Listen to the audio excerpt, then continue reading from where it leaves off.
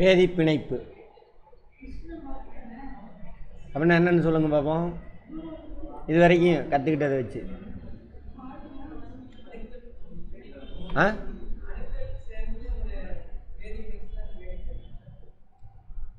Electron ஆர்பிட்டா link ஆகும்னு பார்த்தோம்ல. Link ஆனால் என்ன கிடைக்கும்? மூலக்கூறு கிடைக்கும், மாலிகுல் கிடைக்கும். கரெக்டா? மாலிகுல் இந்த லிங்க் ஆகுதுல்ல, அதை பற்றி தான் இப்போ படிக்க போகிறோம். ஏன் லிங்க் ஆகுன்னு பார்த்தோம். நெய்தரண்ணா ஏன் லிங்க் ஆகுன்னு பார்த்தோம்.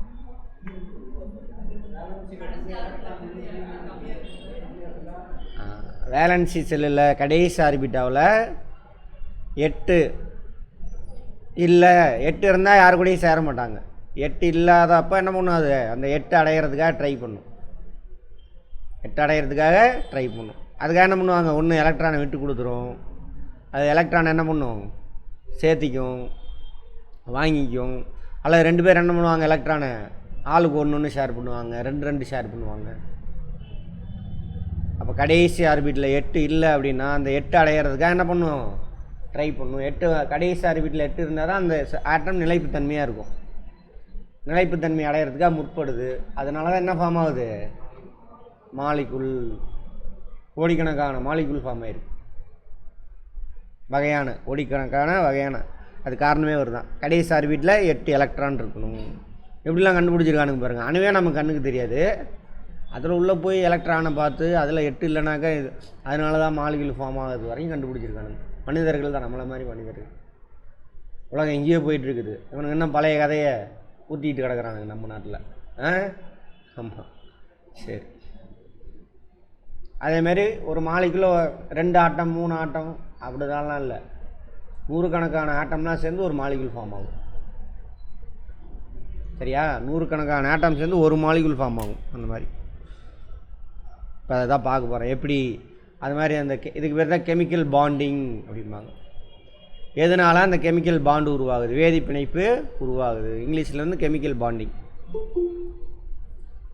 எப்படியெல்லாம் உருவாகும் அப்படின்லாம் கண்டுபிடிச்சிருக்கானுங்க. பருப்பொருளின் கட்டமைப்பு கூறுகள் அணுக்கள் என்பதை அறிவோம். நிறையா கெமிஸ்ட்ரி பேசுனதுனால தான் நான் இன்ட்ரோடக்ஷன் வரேன். இன்ட்ரோடக்ஷன்லாம் புரியாது. மந்தவாயு அணுக்களை தவிர யார் மந்தவாயு அணுக்கள்? கடைசியாக அந்த காலமாக கடைசி காலமில் வரக்கூடியது 7 வரும். அவங்கெல்லாம் மந்தவாயுக்கள். ஏன் அவங்களாம் மந்தவாயுக்கள்? கடைசி ஆர்பிட்டில் 8 எலக்ட்ரான் இருக்கும். யாரு கூட என்ன பண்ண மாட்டாங்க? சேர மாட்டாங்க, தனியாக தான் இருப்பாங்க. இவங்களை தவிர மற்ற எல்லா ஆட்டமும் எப்படி இருக்கும்? யார் கூட சேர்ந்து தான் இருப்பாங்க. ஏன்னா கடைசி ஆர்பிட்டில் தானே இருக்காது, 8 இருக்காது. மற்ற அணுக்கள் சாதாரண நிலையில் இயற்கையில் தனித்து காணப்படுவதில்லை. சாதாரண நிலையில் இயற்கையில் எனினும் ஒரு குழுவாக அணுக்கள் இணைந்து ஒரே பொருளாக காணப்படுகிறது. அணுக்கள் என்னாவது ஒட்டிக்குவாங்க, எலக்ட்ரான் ஆர்பிட்டா ஒட்டிக்குவாங்க. இப்போ ஆக்சிஜன் எப்படி கிடைக்கும்? O2 தான் இருக்கும், O3 அல்லது CO2 அந்த மாதிரி தான் இருக்கும். சரியா? ரைட். இவ்வாறு அணுக்களால் இணைக்கப்பட்ட தொகுதியை மூலக்கூறு எனப்படுகிறது. மாலிகுல். மாலிகுல் எத்தனை டைப் பார்த்தோம்? 2 type. Molecule of element, molecule of compound. ஒரே வகையான அணு சேர்ந்து ஃபார்ம் ஆச்சா மாலிகுல் எலிமெண்ட். வேறு வேறு வகையான அணுக்கள் சேர்ந்து ஃபார்ம் ஆச்சுன்னா மாலிகுல் ஆஃப் காம்பவுண்ட். ரைட். அப்புறம் அதில் molecule mono atomic, diatomic, poly, tri, poly அதெல்லாம் பார்த்தோம். ஒரு பூ மாலையில் உள்ள பூக்கள். சரி, ரைட். இதெல்லாம் நூலினால் பிணைக்கப்பட்டு இருப்பதை போல மூலக்கூறில் உள்ள அணுக்களும் குறிப்பிட்ட கவர்ச்சி விசையினால் கடைசி ஆர்பிட்டில் இருக்கக்கூடிய எலக்ட்ரான் கடைசி ஆர்பிட் லிங்க் ஆகிடும். கடைசி ஆர்பிட் லிங்க் ஆகிற அந்த ஆர்பிட்டுக்கு பேர் என்ன?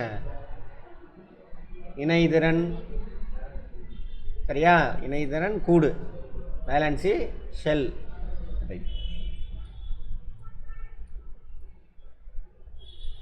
வேதி பிணைப்பு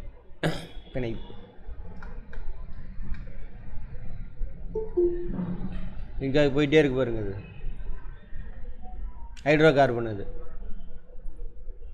ஹைட்ரோ கார்பன்னா எரிபொருளாக பயன்படும். அதில் ஹைட்ரஜனும் கார்பனும் கட்டாயம் இருக்கும், அதனால் அதுக்கு பேர் ஹைட்ரோ கார்பன்.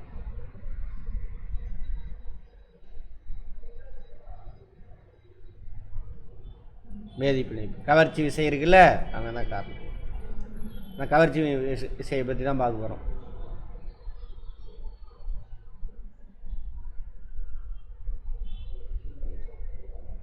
கவர்ச்சி வேதி பிணைப்பு பற்றிய கோசல் லூயிஸ் கொள்கை, லூயிஸ் புள்ளி, இவங்க 2 பேரும் அந்த வேதி பிணைப்புக்கு யார் காரணம் என்ன ஏது அப்படின்றாங்க. கோசல் லூயிஸோட கொள்கை, வேதி பிணைப்பு பற்றிய கோசல் லூயிஸினுடைய கொள்கை விதி.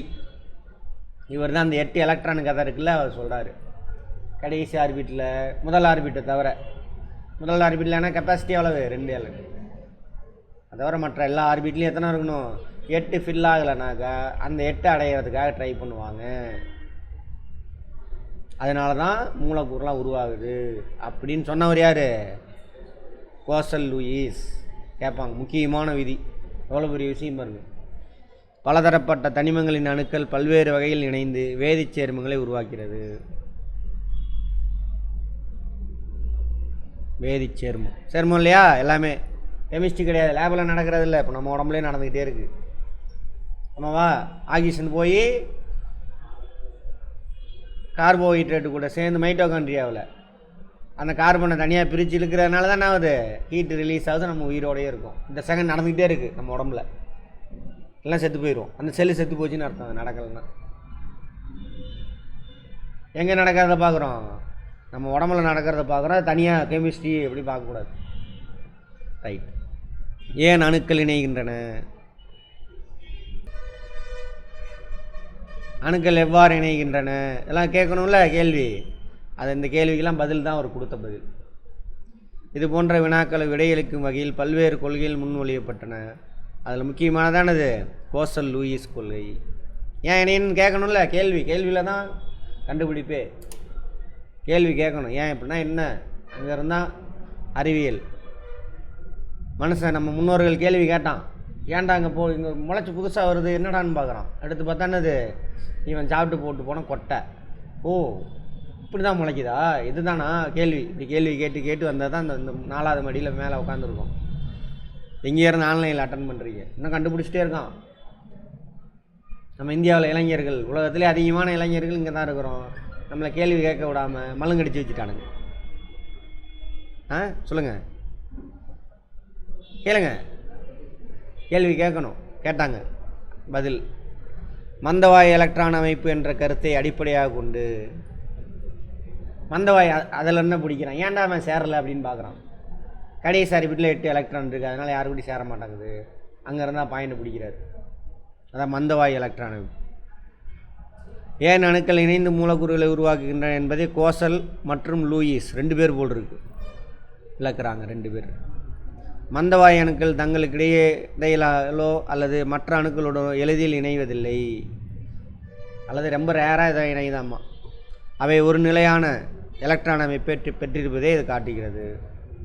மந்தவாய்க்கு இவங்களாம் தான் 1 2 3 4 5 6 தான் கொடுத்துருக்காங்க. 7வது கொடுக்கல, 7வதும் கேட்கவும் மாட்டான். அதெல்லாம் தான் சரியா. 6னாக்கா எத்தனை ஆர்பிட் ஓப்பன் ஆகிருக்குன்னு பார்த்தோம். 6னா மேலேருந்து கீழே வர வர ஆர்பிட்டோட நம்பர் என்னாகுன்னு பார்த்தோம்.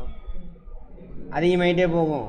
முதல் ரோவில் ஒரு ஆர்பிட் இருக்கும், 2வது ரோவில் 2 ஆர்பிட் இருக்கும், 3வது 3 ஆர்பிட்டு. கரெக்டா? அப்போ 6வது மேலேருந்து வருது ரைட் சைடில். எத்தனை ஆர்பிட் இருக்கும், 6 ஆர்பிட் இருக்கும். கெமிஸ்ட்ரி செம்ம இன்ட்ரெஸ்டிங்கானது. நம்மளானா சுற்றி விட்டானுங்க மனப்படம் பண்ணி வச்சு. 6 ஆர்பிட் இருக்கா பாருங்கள். முதல் ஆர்பிட்டு, 2வது ஆர்பிட்டு, 3வது ஆர்பிட்டு, 4வது ஆர்பிட்டு, 5வது ஆர்பிட்டு, 6வது ஆர்பிட்.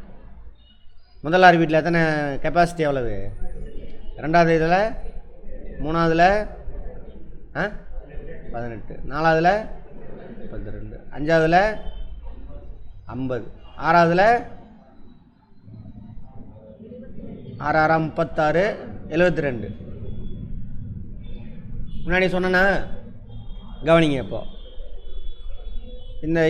இந்த ஆர்பிட்டில் 8 வந்தோன்னா என்ன ஆயிரும், அடுத்த செல்லு ஓப்பன் ஆயிரும்.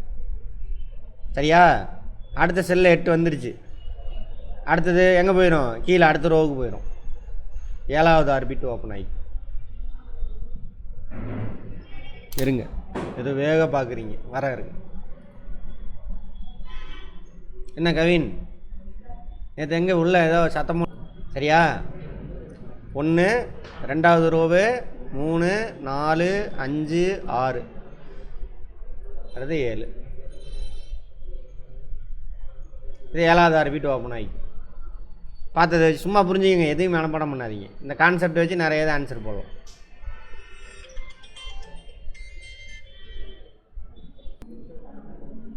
ரேடான்னா ரேனான், ஜெனானு, கிரிப்டான். கேள்வி கேட்பான் பார்த்துக்கோங்க. மந்தவாயு வேறு 3 கொடுத்துட்டு இதை ஒன்று கொடுத்துருவான், அல்லது இதை 3 கொடுத்துட்டு வேறு ஒன்று கொடுத்துருவான். வித்தியாசமானது கேள்வி கேட்பான்.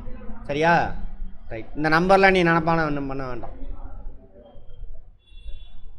அதேமாதிரி இங்கே பாருங்கள், இங்கே பாருங்கள், இது 8 ஃபில்லான ஒன்று, இது 8 ஃபில்லான ஒன்று, இது ஓப்பன் ஆகிருக்கும். இது 32 அதோட கெப்பாசிட்டி அடைஞ்சிருக்கும். இது 8 ஃபில் ஆகிறதுக்குள்ளே இதெல்லாம் 32 கெப்பாசிட்டி அடைஞ்சிருக்கும். இது 8 ஃபில் ஆகிரும். புரிஞ்சுதா? அடுத்து 8 இருக்கும்பொழுது என்ன இருக்குது? இது ஓப்பன் ஆகிருக்கும் இந்த ஆர்பிட். இது 8 ஃபில் ஆகிறதுக்குள்ளே 3வது ரோவில் எத்தனை இதா? சரி ரைட். இங்கே இது 8 ஃபில் ஆகிறதுக்குள்ளே இது 32 ஃபில் ஆகிருக்கும். அதுக்கப்புறம் இது ஒவ்வொன்றா என்ன இருக்கும்? இன்க்ரீஸ் ஆகிருக்கும். அடுத்தது ஓப்பன் ஆகிட்டு இது 8 ஃபில் ஆகிருக்கும். அடுத்து ஓப்பன் ஆகிட்டு இது 8 வரதுக்குள்ளே 10ங்கிற ரொம்பிடுச்சு. 10 ரொம்பிடுச்சு. திரும்ப என்ன ஆகும்? 50 ஃபில் ஆகிற வரைக்கும் இது இருந்துகிட்டே தான் இருக்கும். 50 ஃபில் ஆகும். இன்னும் 50 ஃபில் ஆகணும். இது 50 ஃபில் ஆகும். அப்படி இப்போ அடுத்தது இது 50 ஃபில் ஆனதுக்கப்புறம் தான் அடுத்தது ஓப்பன் ஆகும். அந்த மாதிரி. ஓகேவா? ரைட். இது முதல் ஆர்பிட்டு, 2வது ஆர்பிட்டு, 3வது ஆர்பிட்டு, 4வது, 5வது, 6வது. ஏதோ சொல்ல வந்தேன், மிஸ் ஆயிடுச்சு இந்த ஃபோன் வந்து.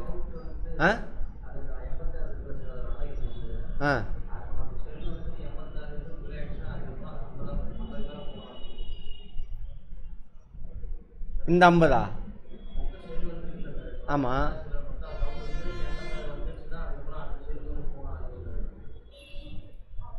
புரியல, என்ன கேட்குறீங்கன்னு புரியல.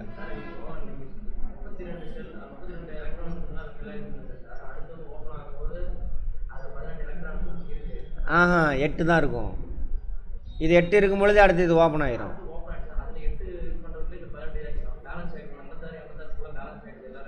ஆமாம். அடுத்த ஆட்டம் இருக்குல்ல, இந்த 86ங்கிறது ஆட்டாமிக் நம்பரு. இது ரேடானோனது. சரியா? இங்கே பாருங்க. அதே இங்கே வாங்க. இது ஏதோ எஃப்ஆர்னு ஒன்று இருக்கா? இது வேறு ஆட்டம். இதோட ஆட்டாமிக் நம்பர் எவ்வளவு? 87. ஓகேவா? இது 87. இதோட ஆட்டாமிக் நம்பர் என்ன? 87. அது இங்கே வந்துடும். எஃப்ஆர் 87. இதேமாதிரி எல்லாம் ஃபில் ஆகிட்டே வந்துடும். அடுத்த ஆர்பிட்டு ஓப்பன் ஆகி இதில் 8 தான் இருக்கும். ஓகேவா? இது 8 ஃபில் ஆகிறதுக்குள்ளே இது ஃபுல்லாக கம்ப்ளீட் ஆகிரும். 50 வந்துடும். அடுத்து இது ஃபில் ஆகிட்டே வரும். எவ்வளோ முடியுதோ அவ்வளோ ஃபில் ஆகிட்டே வரும். அந்த மாதிரி. புரிஞ்சுதா? இதில் ஓப்பன் ஆகாது. ரேடானில் ஓப்பன் ஆகாது. ரேடானில் கெப்பாசிட்டி 86 தான். அந்த எஃப்ஆர்னு வருதுல்ல, இது அது பேர் என்னன்னு தெரியல. எஃப்ஆர்னு என்னென்னு போட்டு பாருங்கள். இதுக்கு தான் அடுத்த ஆர்பிட் ஓப்பன் ஆகி இதுக்கு தான் 7வது ஆர்பிட் ஓப்பன் ஆகும். அதான் சொல்கிறாங்க. ஹீலியத்தை தவிர மற்ற வந்த வாயுக்கள் அனைத்தும் அவற்றின் இணைதிறன் கூட்டில் 8 எலக்ட்ரான்களை பெற்று இருக்கின்றன. இதான் குழுவாக வச்சுக்கிறான். அப்போ 8 இவன் யாரு கூட சேர மாட்டேங்குது. கடைசி ஆர்பிட்டில் 8 இருக்கணும். அப்படி இல்லைனா தானே அது அந்த 8 அடையிறதுக்காக வேறவங்க கூட சேர்றாங்க அப்படின்னு கண்டுபிடிக்கிறாங்க. 4 விட கம்மியாக இருந்ததுன்னா என்ன பண்ணும்? எலக்ட்ரானை விட்டு கொடுத்துரும். 4 விட அதிகமாக இருந்தால் என்ன பண்ணும்? எலக்ட்ரானை அப்சர்வ் பண்ணிக்கும் அல்லது ஷேர் பண்ணும். நீ ஒன்று கூட நான் ஒன்று கொடுக்குறேன். சரியா? அதே அப்படியும் பண்ணலாம். அல்லது அவன்கிட்ட டோட்டலாக வாங்கிக்கிட்டு இது ஒரு அயனியாக மாறிடும், அது ஒரு அயனியாக மாறிடும். யார் விட்டு கொடுப்பாங்க எலக்ட்ரானை? உலோகம். அலோகம் என்ன பண்ணும்? எலக்ட்ரானை வாங்கிக்கும். வாங்குறது என்ன அயனியாக மாறும்? என்ன வசந்து? நெகட்டிவ் அயனியம். விட்டு கொடுத்தது பாசிட்டிவ் அயனியமா. அந்த கேரக்டர் இருக்கிறதுனால தான் மெட்டல் யூஸ் பண்ணுறோம். எதுக்கு? மின்சாரத்தை கடத்துறதுக்கு. ஹீலியம் அணு முழுவதும் நிரம்பிய இணைதிறன் குட்டை பெற்றிருப்பதால் அதில் மேலும் எலக்ட்ரான்களை சேர்க்க இயலாது. ஹீலியத்தை ஏன் சொல்கிறாங்க? ஃபஸ்ட் ஆர்பிட்டு 2 மட்டும், அங்கே மட்டும் தான் 2, மற்றது எல்லாத்துக்கும் 8. மந்தவாயு அணுக்கள் இணைதிறன் கூட்டில் நிலையான எலக்ட்ரான் அமைப்பு பெற்றிருந்தால் அவை எலக்ட்ரான்களை இழக்கும் அல்லது ஏற்கும் தன்மை பெற்றிருக்கதில்லை. ஆமாவா? யார்? மந்தவாயுக்கள். அவற்றின் இணைதிறன் 0. மந்தவாயுகள் இணைதிறனான 0. மிக மந்தத்தன்மையை கொண்டிருந்தால் அவை ஈரணு மூலக்கூறுகளை கூட உருவாக்குவதில்லை. ஈரணு மூலக்கூறுகளை டபுள் டைஆட்டாமிக் O2 அந்த மாதிரி கூட உருவாகிறதில்ல, தனியாகவே இருக்குது. ஹீலியம் இவங்க எல்லாருமே, ஜெனான், ரேடான் இவங்க எல்லாரும் தனியாக தான் இருக்காங்க. இதுதான் விதி. ஓரணு வாயுக்களாகவே காணப்படுது. வாயு ஓரணுவாக தான் இருக்குது, அது வாயுவாக தான் இருக்குது. வாயுனா டென்சிட்டி எப்படி இருக்கும்? கம்மியாக இருக்கும். ஒரு உலோகத்தின் இணைதிறன் என்பது அந்த உலோகம் இழக்கும் எலக்ட்ரான்களின் எண்ணிக்கை. ஆமாம் தானே? உலோகம் என்ன ஒன்று எலக்ட்ரானை விட்டு கொடுத்துடும். கடைசி வீட்டில் எத்தனை எலக்ட்ரான் இருக்கும்? 1, 2 அல்லது 3. 4 வந்து அது ஆயிரும், அலோகமாக மாறிடும். அதான இணைதிறன் எலக்ட்ரான். ரைட். ஒரு அலோகத்தின் இணைதிறன் என்பது அதை ஏற்கும் அலோகம், நான் மெட்டல் இங்கிலீஷில். அது ஏற்கக்கூடியது எலக்ட்ரானுடைய எண்ணிக்கை. இணைதிறன் நம்ம தானே ஏற்கிறது. என்ன ஆகும்? அது 4, 5, 4க்கு மேலே போயிட்டு என்ன பண்ணணுன்னு பார்த்தோம்? 8லேருந்து மைனஸ் பண்ணணும் அப்படின்னு சொல்லியிருக்கோம். அதான் ஏற்கக்கூடியது, ஏற்றுக்கும். 3 இதை ஏற்றுக்கும். இது 5 எலக்ட்ரான் தான். 6 எலக்ட்ரான் தான் எத்தனை ஏற்றுக்கும்? 2 ஏற்றுக்கும். அதான் இணைதிறன். அதை அங்கே பார்த்தது இங்கே வேறு மாதிரி மாற்றி சொல்கிறான், அவ்வளோதான். மந்தவாயு எலக்ட்ரான். யார் கெமிஸ்ட்ரி இருக்கீங்க? கெமிஸ்ட்ரி யாருமே இல்லையா? சரி. இது மாதிரி சயின்ஸ் முடித்தவங்க எத்தனை பேர் கை தூக்குங்க? சயின்ஸு +1 +2லாம் இவ்வளோ பேர் எல்லாருமே அடியாப்பா. எங்கே அந்த ஆர்ட்ஸ் பசங்க வரலையா? நீங்கள் ஒன்று, எங்கே 2 பேர் தான். ஆர்ட்ஸ்லாம் கை தூக்குங்க. உங்களுக்கு புரியுதா? உங்களுக்கே புரிஞ்சிருச்சுன்னா அவங்களுக்கு புரியும். ஆனால் இந்த மாதிரி இப்போ தானே படிக்கிறோம். ஆனால் படித்தோம், மனப்பாடம் பண்ணி எழுதிட்டு வந்தோம். அது உங்கள் தப்பு இல்லை, பிளான் பண்ணி அவனுக்கு பண்ணுறானுங்க எல்லாத்தையும். சரி பார்ப்போம். கெமிஸ்ட்ரிக்கு பயந்தே அவன் சயின்ஸ் குரூப் எடுத்துருக்க மாட்டான் நிறைய பேர். ஆமாம் தானே? மந்தவாயு எலக்ட்ரான் அமைப்பை அடிப்படையாக கொண்டு 1900 இது மாதிரி புரிஞ்சு படிச்சுன்னா நீட்டெல்லாம் சும்மா ஜுஜிபி மனப்பாடம் பண்ணுறானுங்க. அதான் பிரச்சனை. 16ஆம் ஆண்டில் கோசல், லூயிஸ் அவங்க தான் வெளியிடுறாங்க. கொள்கையை முன்மொழிந்தனர் மந்தவாயு விஷயத்தை வச்சு. இதுவே இணைதிறன் எலக்ட்ரான் கொள்கை அல்லது 8 எலக்ட்ரான் விதி. 8 எலக்ட்ரான் விதி அல்லது இணைதிறன் எலக்ட்ரான் கொள்கை.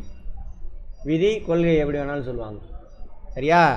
என்னது 8 எலக்ட்ரான் கொள்கை? முதல் கூட தவிர மற்ற எல்லா கூட்லேயும் 8 இருந்தாக்கா யாரு கூடயும் சேர மாட்டாங்க. 8 இல்லைன்னா சேருவாங்க. அவர் நம்ம பார்த்தோம்ல அந்த விதியெல்லாம் சொல்கிறாங்க இங்கிலீஷில். 8னா என்ன இங்கிலீஷில்?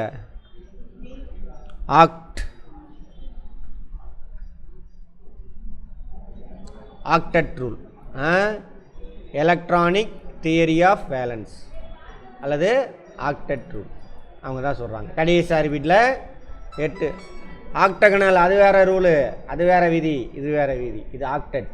சரியா? ரைட்.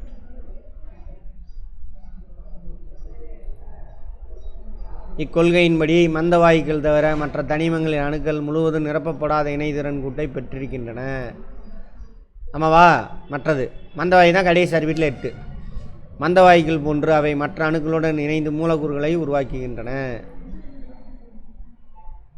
பெறுவதற்காக மந்தவாயுக்களை போன்று நிலையான எலக்ட்ரான் அமைப்பை பெறுவதற்காக என்ன பண்ணுறாங்க? போய் சேர்றாங்க. கடைசி ஆர்பிட்டில் 8 எலக்ட்ரான் இருக்கணும், இல்லைனா போய் சேருவாங்க. விட்டு கொடுப்பாங்க, வாங்கிக்குவாங்க, அல்லது ஷேர் பண்ணிக்குவாங்க, ஏதோ ஒன்று நடக்கும். அப்போ தான் என்ன ஆகும்? அவங்களுக்குள்ள ஈர்ப்பு விசை, கவர்ச்சி விசை ஏற்பட்டு டபக்குன்னு ஓட்டிக்கும். ஒரு அணு அதன் இணைதிறன் கூட்டில் உள்ள எலக்ட்ரான்களை மற்றொரு அணுவிடம் இழந்தோ அல்லது பங்கீடு செய்தோ அல்லது ஏற்றோ, அந்த வாயத்தையும் சேர்த்திக்கணும். இழந்தோ, ஏற்றோ அல்லது பங்கீடு செய்தோ இணைவதன் மூலம் நிலையான மந்தவாயு எலக்ட்ரான் அமைப்பை பெறுகிறது. எலக்ட்ரான் அமைப்புனா என்ன அர்த்தம்? கடைசி ஆர்பிட்டில் 8 எலக்ட்ரான். அதை தான் இப்போ சொல்கிறாங்க. இப்போ பார்த்ததை சொல்கிறாங்க. ஒரு அணுவானது மற்றொரு அணுவிடம் அதன் இணைதிறன் கூட்டு எலக்ட்ரான்களை இழந்தோ பங்கீடு செய்தோ இணைதிறன் கூட்டில் 8 எலக்ட்ரான்களை பெற்றிருக்கும் விளைவு 8 எலக்ட்ரான் விதி அல்லது எண்ம விதி. ஆக்டெக்ட் ரூல் ஆஃப் 8 எண்ம விதி. ஆக்டெக்ட்னா என்ன அர்த்தம்? 8 அப்படின்னு அர்த்தம். ஆக்டோபஸ் 8 கால் பூச்சிக்கு எத்தனை கால்ரா இருக்குது? 8 கால்னு இருக்குது. ஆமாம் தானே? ஆமாம். கம்பராமாயணம் எழுதியவர் யாரான்னு கேட்டாக்கா கம்பர் தான். கம்பராமாயணம் அங்கேயே இருக்குது. சைக்கிளார். ஆமாவா? யார் சொன்னது அப்படின்னு? சரி, யார் சொன்னது? சரி, அடுத்த எழுதி கொடுக்குற வாட்சி அப்படி தான். சோடியத்தின் அணி எண் 11. சோடியம் இணைதிறன் கூட்டில் ஒரு எலக்ட்ரான்களை எளிதில் இழந்து நியான் அணுவுடன் எலக்ட்ரான் அமைப்பை பெறுகிறது. சோடியம் NaCl இது இழந்துருச்சா? அதேமாரி என்ன ஆகுது? இது சோடியம் ரைட் இழந்துட்டு என்ன ஆயிரும்? இந்த இது டெஸ்ட்ராய் ஆயிரும். டெஸ்ட்ராய் ஆனால் என்ன ஆகும்? அது வெப்பம், ஆற்றல் மட்டும். ஆற்றல்னால் அது எனர்ஜி, வெப்பம்.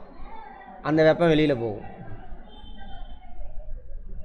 புரிஞ்சுதா? இப்போ இந்த திரும்ப இந்த ஆர்பிட் ஓப்பன் ஆகணும்னு வச்சுக்கோங்க, என்ன பண்ணும்? வெளியிலேருந்து வெப்பத்தை உள்ளே இழுத்துக்கும். அதான் கான்செப்ட். சும்மா புரிஞ்சிட்டு மட்டும் வாங்க, எதையும் மனப்பாடம் பண்ணாதீங்க. சோடியம் அப்போ என்னது? உலோகமா அலோகமா? மெட்டலா நான் மெட்டலா? மெட்டல். எலக்ட்ரான், ஒரு எலக்ட்ரான் இருக்குது, இழக்குது. இதெல்லாம் யார் கூட சேருவார்? குளோரின். குளோரின் அதை வாங்கிட்டார். அங்கேருந்து எலக்ட்ரான் என்ன பண்ணார்? வாங்கிட்டார். வாங்கினவர் என்னவா மாறுவார்? எதிர் அயனியாக மாறிடுச்சார். அவர் நேர அயனியாக மாறுவார். 2 பேர்த்துக்கும் ஒரு ஆப்போசிட் கேரக்டர் டபக்குன்னு வந்து ஒட்டிக்கும். சரியா? அதான் என்னவா மாறுது? Sodium chloride NaCl. எப்பயுமே மெட்டலை தான் ஃபஸ்ட்டு எழுதணும், நான் மெட்டலை 2வது எழுதணும். ஒரு அணு 1 2 3 இருந்தால் எலக்ட்ரானை இழந்து பாசிட்டிவ் அயனியாக மாறும். 5 6 7 இருந்துச்சுன்னா என்ன பண்ணும்? எலக்ட்ரானை ஏற்றுக்கிட்டு நெகட்டிவ் அயனியாக மாறிடும். போரான் இணைதிறன் எலக்ட்ரான் எத்தனை? 3. நைட்ரஜனுக்கு 5. 5 அட்டாமிக் நம்பர் என்னது? 7. அட்டாமிக் நம்பர்னால் என்னென்னு பார்த்தோம்? எத்தனை புரோட்டான் இருக்குது அல்லது எத்தனை எலக்ட்ரான் இருக்குது. 2 ஈக்குவலாக தான் இருக்கும். சரியா? ஈக்குவலாக இல்லைன்னா அதுக்கு பேர் என்னது? அயனி. ரைட். அடுத்து ஆக்சிஜன் 8, சோடியம் 11. கடைசி ஆர்பிட்டில் 1 இருக்கும். இவர் இழப்பார், எலக்ட்ரானை விட்டு கொடுப்பார். இவர் என்ன பண்ணுவார்? எலக்ட்ரானை வாங்கிக்குவார். இவரும் வாங்கிக்குவார். எத்தனை வாங்குவார்? இவர் 3 வாங்குவார். ஒரு வேளை இவர் கூட ஹைட்ரஜன் சேர்ந்தால் எத்தனை ஹைட்ரஜன் சேரும்? இவர் கூட 3 ஹைட்ரஜன். 3 தானே தேவை. அவங்க ஒவ்வொன்றும் இருக்கும். 3 பேர் 2 3ஐயும் கூப்பிட்டுக்குவார். அந்த மாதிரி இவர் எத்தனை பேரை கூப்பிட்டுக்குவார்? ஹைட்ரஜனாக இருந்தால் 2 ஹைட்ரஜனை சேர்த்திக்க. இவர் என்ன பண்ணுவார்? விட்டு கொடுத்துருவார். விட்டு கொடுத்துட்டு நேர அயனியாக மாறிடுவார். லூயிஸ் புள்ளி அமைப்பு. இது நமக்கு தேவையில்லை. இந்த மாதிரி வைப்பாங்க, படம் போட்டு புள்ளி வைப்பாங்க. இந்த மாதிரி தெரியுதா? அப்படின்னா என்ன அர்த்தம்? வேலன்ஸ் எலக்ட்ரான் 1ன்னு தெரியுது, இதுக்கு 2ன்னு தெரியுது, இதுக்கு 2. பெர்லியமா? கார்பனுக்கு 4. இப்படி 4 இருக்கிறதுனால தான் கார்பன் பயங்கரமான ஆள். இதுவரைக்கும் கண்டுபிடிக்கப்பட்ட மூலக்கூறுகள்லேயே கார்பன் மூலக்கூறு தான் நம்பர்ஸ் அதிகம். வகை சொல்கிறேன், அதிக வகையான மூலக்கூறுகளை உருவாக்குனவர் கார்பன் தான். இந்த கேரக்டர் இருக்கிறனால தான் உயிரினமே தோன்றுச்சு. சரியா? இந்த கேரக்டர் இருக்குன்னா உயிரினமே தோன்றுச்சு. அடுத்தது நைட்ரஜன் 1 2 3 5 நைட்ரஜன். ஆக்சிஜனுக்கு 6. அந்த மாதிரி அவர் கண்டுபிடிச்சிருக்கிறார். ரைட், அதை விட்டுருங்க. இதெல்லாம் எதுவும் மனப்பாடம் வேணாம். இது சும்மா இங்கே உள்ளதெல்லாம் ஆனால் முக்கியமான இது பார்த்து வச்சுக்கோங்க. அடிக்கடி பார்த்தீங்கன்னா ஞாபகம் வந்துடும். அணுவின் குறியீட்டை சுற்றி 4 பக்கங்களையும் ஒவ்வொரு புள்ளியாக முதலில் குறிக்கப்படுகிறது. பிறகு ஒவ்வொரு பக்கத்திலும் 2 வீதம் இணைதிறன் இலக்கான் முழுவதும் புள்ளிகளாக குறிக்கப்படுகிறது. ஒற்றை புள்ளி எந்த பக்கத்தில் வேணாலும் வைக்கலாமாம். அது ஒரு ரூல். அதை கெமிஸ்ட்ரி படிக்கிறவனுக்கு நமக்கு தேவையில்ல விட்டுருங்க. வேதிப்பிணைப்பின் வகைகள். அனைத்து தனிமங்களும் அவற்றின் இணைதிறன் எலக்ட்ரான் அமைப்பை பொறுத்து வேறுபடுகின்றன. ஆமாவா? இணைதிறன் எலக்ட்ரான் அமைப்பை பொறுத்து, அதை பொறுத்து தான் நான் இணைதிறனை வச்சு தான் யார் கூட சேருவாங்க, சேர மாட்டாங்களா, எல்லாமே இருக்கும். எக்ஸாம்பிள் பாருங்களேன். இப்போ ஹைட்ரஜன் யார் கூட வேணாலும் சேருவார், சரியா? அந்த மாதிரி இப்போ ஆக்சிஜனுக்கு இணைதிறன் எத்தனை? 6 2. அப்போ 2 ஹைட்ரஜனை சேர்த்திக்கலாம், அல்லது ஆக்சிஜன் கூட சேரலாம். அந்த மாதிரி 2 தேவை இருக்கிறவங்க கூட மட்டும் சேருவார் அவர். அப்போ வேதிப்பிணைப்பை தீர்மானிக்கிறதே யார்? Atomic number. கடைசி ஆர்பிட்டில் அட்டாமிக் நம்பரை வச்சு கடைசி ஆர்பிட்டில் எத்தனை எலக்ட்ரான் இருக்குன்னு கண்டுபிடிச்சிடலாம். அப்போ யார் கூட சேருவார், சேர மாட்டார் டிசைட் பண்ணிடலாம். எனவே அவை ஒன்றுடன் ஒன்று இணைந்து சேர்மங்களை உருவாக்கும் விகிதமும் வேறுபடுகிறது. இவ்வாறாக அணுக்கள் இணைந்து மூலக்கூறாக மாறும் பொழுது அவற்றிடையே பல்வேறு வகையான வேதிப்பிணைப்புகள் உருவாக வாய்ப்புள்ளது. வேதிப்பிணைப்போட வகைகள் பார்க்குறோம். பலமான இணைப்பு எதுனா இந்த 4 பேரும்: அயனி பிணைப்பு, சகப்பிணைப்பு, ஈதல் சகப்பிணைப்பு, உலோக பிணைப்பு. உலோக பிணைப்பு அயனி பிணைப்பு தான் பலவீனமானதாம்மா. இது அவ்வளோ ஸ்ட்ராங்காக இருக்கும், உடைக்கிறது கொஞ்சம் கஷ்டன்றான். Strong bonding. இது வீக் பாண்டிங். ஹைட்ரஜன் பிணைப்பு வாண்டர் வால்ஸ் கவர்ச்சி விசையாமா. இது ரெண்டும் பலவீனமானது அப்படின்றாங்க. வீக்.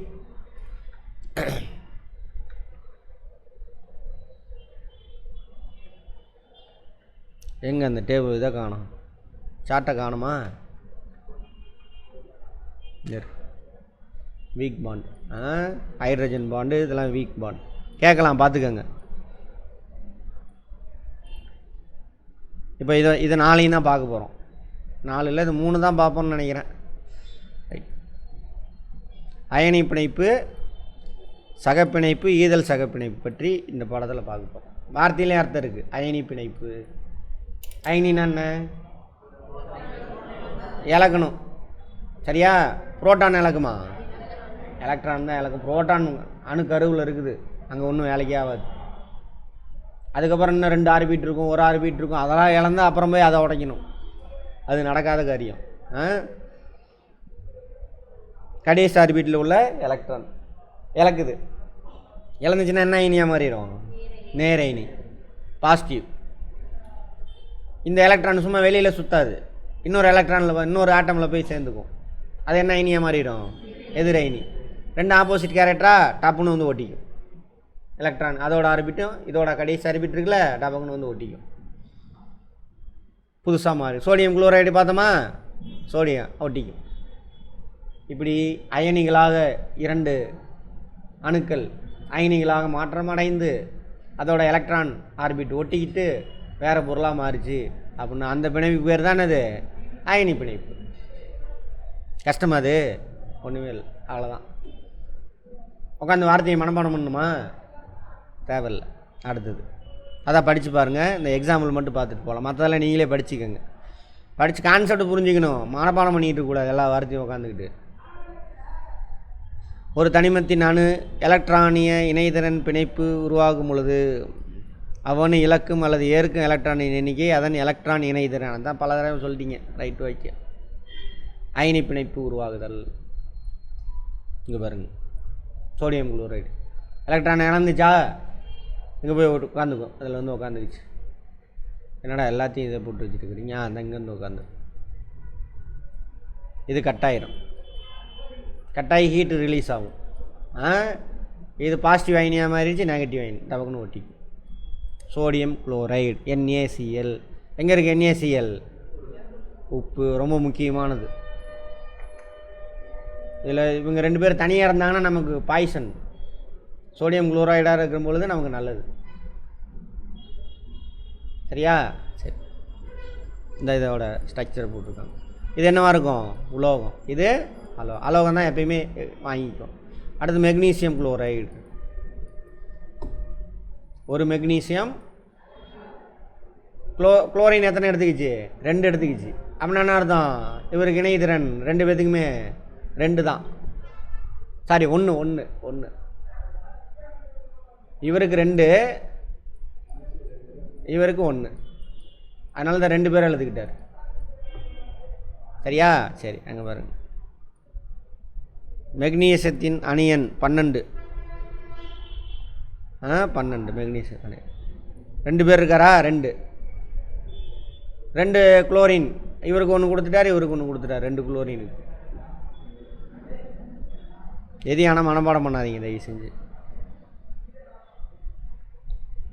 வரும்பொழுதே சொல்லுவார், மாப்பிள்ளை வார் என் கடைசி அறிவிப்பில் 2 இருக்குது, நான் 2 எலக்ட்ரானும் 2 பேர்த்துக்கு தான் தருவேன், உன்னை கொடுத்துட்டுலாம் நான் நிற்க மாட்டேன் அப்படின்னு 2 பேர் வாங்கடான்னு கூப்பிடுவார். அவங்க பங்காளிங்க 2 பேர் வருவாங்க. அவருக்கு 1 கொடுத்துட்டாரு, இவருக்கு 1. 2 என்ன ஆயிடுச்சு? நெகட்டிவ் அயனி, இது பாசிட்டிவ் அயனி. அட்ராக்ட் பண்ணி போய் ஒட்டிக்குவாங்க. ஆப்போசிட்டு தான் ஆகும், அட்ராக்ட் ஆகும் ஒட்டி. ஏன்னா ஆல்ரெடி இங்கே உள்ளுக்குள்ள எத்தனை இருக்கும்? 12 இருக்கும். 12 புரோட்டான் இருக்கும். அட்ராக்டிவ் ஃபோர்ஸ் இருக்காங்க. என்னது? பாசிட்டிவ் எனர்ஜி இருக்குது. ஸோ இது நெகட்டிவ் எனர்ஜி. 2 பேரும் இழுத்து ஒட்டிக்கும். அதேமாதிரி இந்த செல்லு உடையும் பொழுது தானே அவன் ஹீட்டு ரிலீஸ் ஆகும். அயனி சேர்மங்களின் பண்புகள். இப்படி அயனிகளாக மாறி ஒரு சேர்மம் உருவாச்சு அப்படின்னாக்கா அந்த சேர்மம் எப்படிப்பட்டது இருக்கும்? கேரக்டர். இதெல்லாம் வச்சு வீட்டில் சமையல் கட்டில் நீங்கள் பார்க்கணும். சமையல் கட்டு, மாத்திரை எல்லாத்துலேயும் இது இருக்கும்.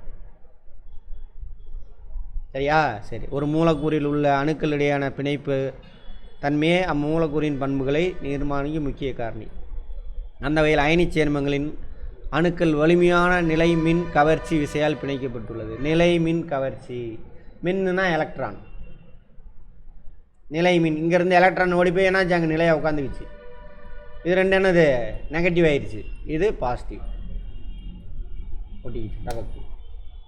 நிலை மின் கவர்ச்சி. எனவே இப்பிணைப்பிற்குரிய பண்புகளை அயனி சேர்மங்கள் பெற்றிருக்கின்றன. அந்த நிலையான அயனி பிணைப்பு இயல்பு நிலை. இயல்புனா ஸ்டேட். சாலிடாக இருக்குமா, லிக்விடாக இருக்குமா, கேஸாக இருக்குமா அப்படின்னு. நேர்மின் அயனி மற்றும் எதிர்மின் அயனிகள் வலிமை மிகு நிலைமின் கவர்ச்சி விசையால் பிணைக்கப்படுவதன் மூலம் நேர்மின் அயனி தெரியல, எது? எலக்ட்ரானை இழந்தது.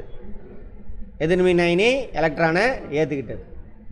அவங்க 2 பேர்த்துக்கு நடுவில் நல்ல அட்ராக்டிவ் ஃபோர்ஸ் சிறப்பாக இருக்குது. ஒரு முறையான வடிவ ஒழுங்கமைப்பில் அமைந்துள்ளன. எனவே அயனி சேர்மங்கள் அறை வெப்பநிலையில் படிக திண்மங்களாக உள்ளன. உப்பு இருக்கா? சோடியம் குளோரைடு தானே. சாலிடாக இருக்கா இல்லையா? சாலிடாக இருக்குது.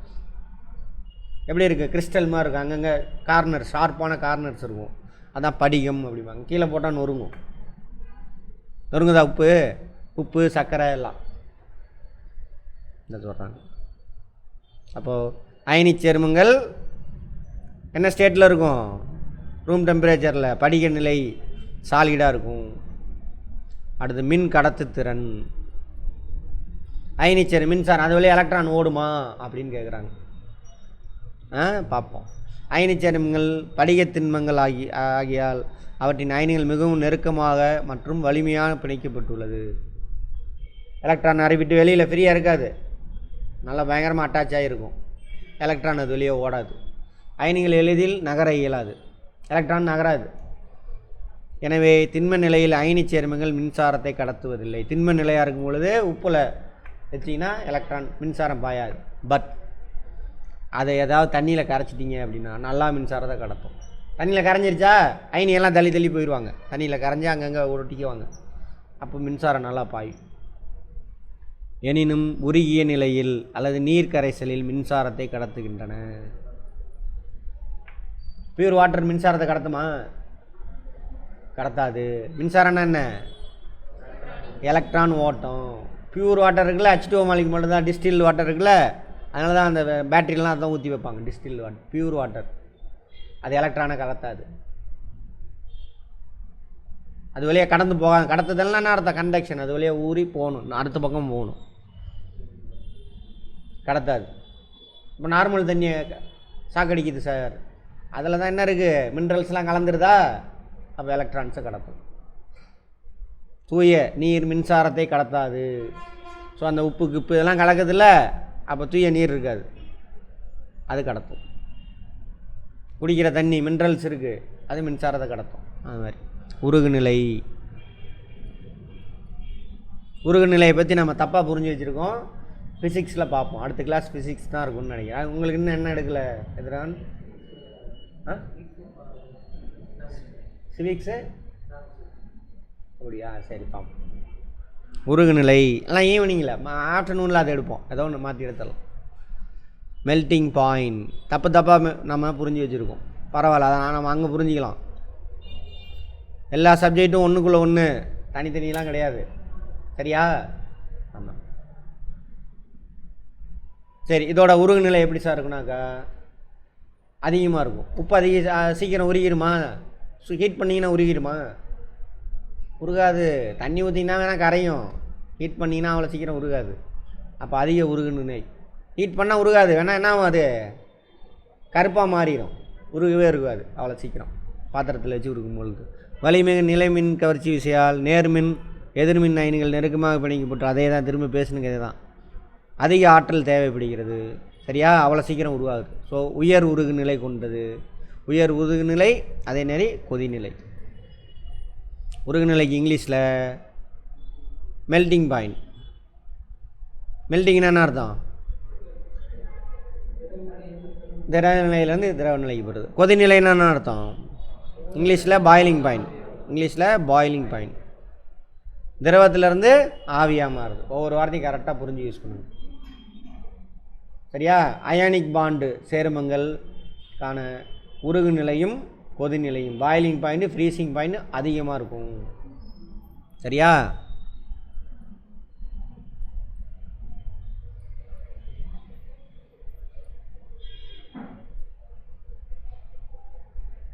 கரைதிறன்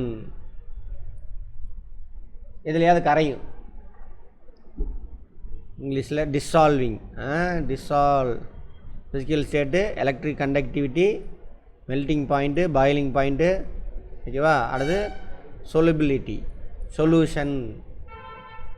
ஏதாவது ஒரு பொருளை இன்னொரு பொருளை கரைக்கிறது, மிக்ஸ் பண்ணுறது. அது லிக்விடாக தான் இருக்கணும்னு அவசியம் இல்லை, எப்படி வேணாலும் இருக்கலாம். சரி, சொலிபிலிட்டி, சொல்யூஷன், கரைசல் தமிழில். கரைத்திறன் எந்த அளவுக்கு கரையும். அயனிச் சேர்மங்கள் நீர் போன்ற முனை உள்ள கரைப்பான்கள் கரையக்கூடியவை. நீர் போன்ற முனை உள்ள, இங்கிலீஷில் முனை உள்ளக்கு என்ன சொல்கிறான்? Polar solvents. போலார் சால்வென்ட்ஸ்னால் என்னென்னு சொல்கிறேன் நான் அப்புறம். தண்ணியில் கரையும். தண்ணி வந்துட்டு என்ன மாதிரியான கரைப்பான்? முனை உள்ள போலார் சால்வன்.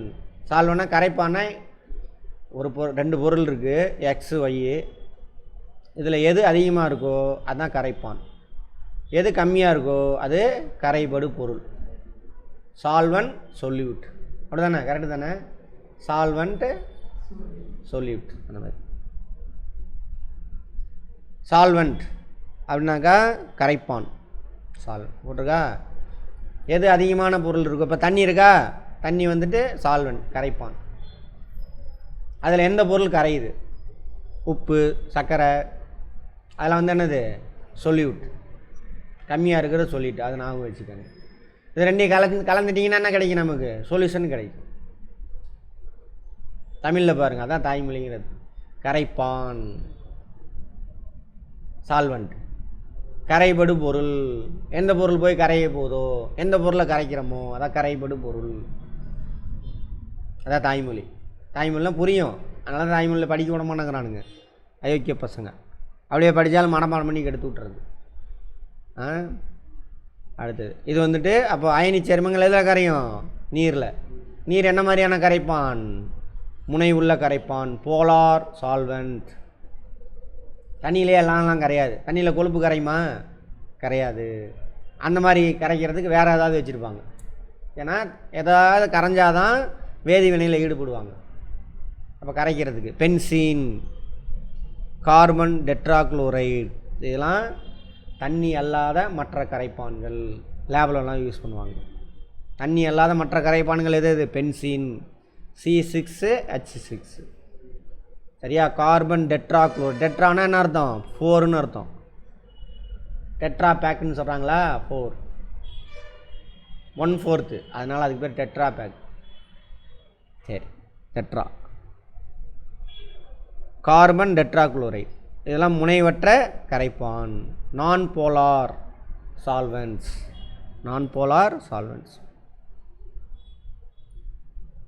ஓகேவா? இங்கிலீஷ் மீடியம் அப்படியே பார்த்துக்கோங்க. தமிழில் புரிஞ்சுட்டு இங்கிலீஷ் பாருங்கள், இங்கிலீஷ் ஒன்றுமே கிடையாது. கான்செப்ட் புரிஞ்சுக்கிட்டு இங்கிலீஷ் படிங்களே, இங்கிலீஷ் ஒன்றுமே கிடையாது. இப்போ குரூப் 1ல் பார்த்துட்டு வருவீங்க பாருங்கள், எஃபெக்ட்டு, கிளாஸோட எஃபெக்ட்டு கரெக்டாக கவனிச்சிருந்தீங்கன்னா. நான் டிரான்ஸ்லேஷன் எத்தனை மார்க் போட்டிருக்கான் தமிழில்? குரூப் 4ல் பார்க்கலையா? 15ன்னு நினைக்கிறேன்.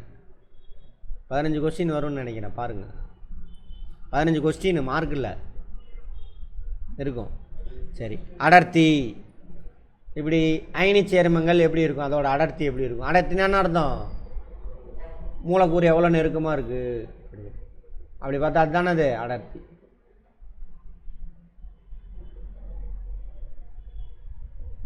இது ஒரு பொருள், இது ஒரு பொருள். இதில் எது அடர்த்தி அதிகம்? ஏவா பியா? பி. இப்போ அடர்த்தினா அந்த பொருளுக்குள்ள உள்ள மாலிகுலாம் எவ்வளோ நெருக்கமாக இருக்குது அப்படின்னு பார்த்தா அதானே அது அடர்த்தி. கடினத்தன்மை, நொறுங்கும் தன்மை, வலிமையான நிலைமின், அதே வார்த்தையை சொல்கிறானுங்க. அதிக கடினத்தன்மையாக இருக்கும். உப்பை கையில் வச்சு தூளாக்கிட முடியுமா? கல் உப்பை முடியாது. உப்பையே வச்சுக்கோங்க, வேறு எதுவும் வேண்டாம். சர்க்கரை அதே மாதிரி தான், பண்ண முடியாது.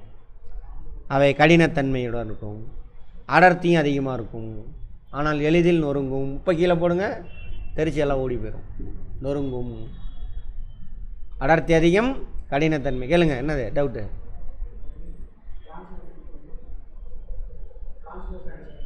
என்ன டிரான்ஸ்லேஷன்?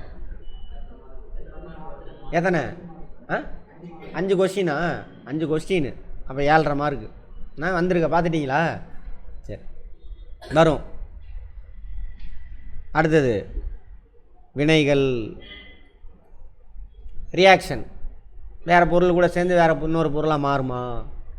அதான் வினை. வேதி வினை தான் கேட்குறாங்க.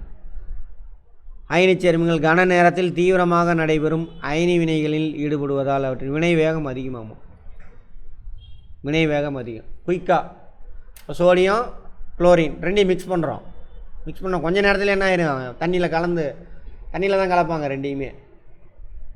சோடியம் குளோரின் ரெண்டையும் தண்ணியில் மிக்ஸ் பண்ணும் பொழுது டக்குன்னு ஒரு எலக்ட்ரானை விட்டு கொடுப்பாரு, ஒரு எலக்ட்ரானை அப்சர்வ் பண்ணி டக்குன்னு என்ன ஆயிடும்? உப்பு ஃபார்மே கீழே விழுந்துருவாங்க. வீழ்வடிதல் நடக்கும், ப்ரெசிபிட்டேஷன் தண்ணியில். ஓகேவா? அப்போ உங்களுக்கு என்னது? வினை வேகம் அதிகம். யாரை பார்த்தோம் இப்போ? அயனி பிணைப்பு. அயனி பிணைப்புக்கு எது எடுத்துக்காட்டு? உப்பு, சர்க்கரை. சரியா? சரி, இப்போ பாருங்கள், டைட்டில் மட்டும் பார்த்துட்டு வருவோம். பண்புகள் டைட்டில் பார்த்தோன்னே தெரியும் என்ன நிலையில். இயல்பு நிலைன்னா என்ன அர்த்தம்? சாலிடாக இருக்குமா, லிக்விடாக இருக்குமா, கேஸாக இருக்குமா? சாலிடாக இருக்கும், ரூம் டெம்பரேச்சரில். Okay, right. அடுத்தது கடத்துத்திறன். சாலிடாக இருக்கும் பொழுது கடத்த மாட்டாங்க, எலக்ட்ரானா அது வழியாக ஓட விடாது. பட் கரைசலாக இருக்கும் பொழுது கரையும், அது நல்லாவே கரையும். எதில்? அயனி பிணைப்பு நினச்சிட்டே ஆகணும். அயனி சேர்மங்கள் இப்போ நம்ம பார்த்துட்டு வரோம். தண்ணியில் முனை உள்ள போலார் சால்வெண்ட்டில் ஈஸியாக கரைஞ்சிரும். பென்சின் அதிலலாம் கரையாது, கரையும். அப்போ கரைஞ்சிருக்கும் பொழுது மின்சாரத்தை நல்லா கடத்தும். உருகுநிலை அதிகம். அதுக்கு கொதிநிலை அதிகம், பாயிலிங் பாயிண்ட் அதிகம், மெல்டிங் பாயிண்ட் அதிகம். உப்பை நாங்கள் வச்சுக்கோங்க. அவ்வளோதான் கெமிஸ்ட்ரி, ஒன்றுமே இல்லை. கரைதிறன் பார்த்தாச்சு. அடர்த்தி, கடினத்தன்மை, நொறுங்கும் தன்மை. அடர்த்தியும் அதிகம், கடினமாகவும் இருக்கும், நொறுங்குற தன்மையும் அதிகம். ஈஸியாக கீழே போட்டோம்னா தெரிச்சிடும். நாளைக்குள்ளாம் இருக்கும், விலைக்கு ஓடிடுவாங்க, திரும்ப சேர்த்தலாம். அந்த மாதிரி வினைகள் பயங்கரமாக வினை புரியும். அடுத்தது சகப்பிணைப்பு. சக. போனதில் என்ன பண்ணும், அவர் விட்டு கொடுத்துட்டு அவர் வாங்கி ஐனியா மாதிரி இதாகிடுவார். இதில் என்ன பண்ணுவாங்கன்னா, நீ ஒன்று கொடு, நான் ஒன்று கொடுக்குறேன், நீ 2 கொடு, நான் 2 கொடுக்குறேன், அந்த மாதிரி ஷேர் பண்ணிக்குவாங்க. Right, sharing. இது டோட்டலாகவே என்ன ஆயிடுச்சு, எலக்ட்ரான் அங்கே ஓடி போச்சு பாருங்கள். இங்கே உள்ள எலக்ட்ரான் அதோட ஆர்பிட்டுக்கு ஓடிடுச்சு. அதனால் இது நெகட்டிவ் அயனி, இது பாசிட்டிவ் அயனி போய் லிங்க் ஆயிடுச்சு, ஒட்டிக்கும். இங்கே அப்படி இருக்காது. ஒரு ஆட்டமும் ஒரு எலக்ட்ரானும் 2 எலக்ட்ரானும் 2 பேருக்கு காமனாக இருப்பாங்க. 2 பேருக்கு எப்படி இருப்பாங்க, காமனாக இருப்பாங்க. இந்த மாதிரி சகப்பிணைப்பில் தான் இந்த மாதிரி யூஸ் பண்ணுவாங்க. 2 ஹைட்ரஜனாக ஒரு கோடு போட்டாங்கன்னா ஆளுக்கு ஒவ்வொன்று ஷேர் பண்ணியிருக்காங்கன்னு அர்த்தம். சரியா? இந்த மாதிரி 2 கோடு போட்டாங்கன்னா ஆக்சிஜன் எப்படி ஓட்டுவா, ஓட்டு. 2 பேரும் ஆளுக்கு 2 ஷேர் பண்ணிக்கிட்டாங்க. இவர் 2 அவருக்கு ஷேர் பண்ணுவார், சரி, அவர் 2 ஷேர் பண்ணுவார் காமனாக. சரியா? ஆளுக்கு 2 பேர், மொத்தம் 4 இது என்னவா இருக்கும், காமனாக இருக்கும். அதேமாதிரி நைட்ரஜன் வந்து 3, N2. நைட்ரஜன் எப்படி இருக்குன்னு பார்த்தோம், N2 தான் இருக்கும் வளிமண்டலத்தில். ஆக்சிஜன் O2வாக தான் இருக்கும். இவர் எத்தனையார் எப்படி இருப்பார், H2வாக தான் இருக்கும். இவர் இணையதிறன் 1, ஆளுக்கு ஒவ்வொன்று ஷேர் பண்ணிக்கிட்டாங்க. ஆளுக்கு ஒவ்வொன்று 2 என்ன ஆயிரும், காமன் ஆயிரும். புரியுது அப்படின்னு? இப்போது புரியுற மாதிரி சொல்கிற பாருங்க. ஹைட்ரஜனில் எப்படி இருக்கும், ஒரு புரோட்டான், ஒரு எலக்ட்ரான் இருக்கும். ஒரு எலக்ட்ரான் கூட எப்படி இருக்கும், காலியாக இருக்கும். அதேமாரி ஹைட்ரஜன் இன்னொரு ஹைட்ரஜனை கூப்பிட்றாரு, வாப்பா ஷேர் பண்ணிக்கலான்னு. லிங்க் ஆயிரும், ஒரு புரோட்டான். இவர்கிட்ட ஒரு எலக்ட்ரான் இருக்கா, அவரையும் ஷேர் பண்ணிடுவார். 2 பேர்த்துக்கு காமனாக இருக்கும். போனது அயனி என்னது, எலக்ட்ரான் டோட்டலாக விட்டு கொடுத்துரும். இவர் 2 ஷேர், இவர் 1 ஷேர் பண்ணுறார், இவர் 1 ஷேர் பண்ணுறார்.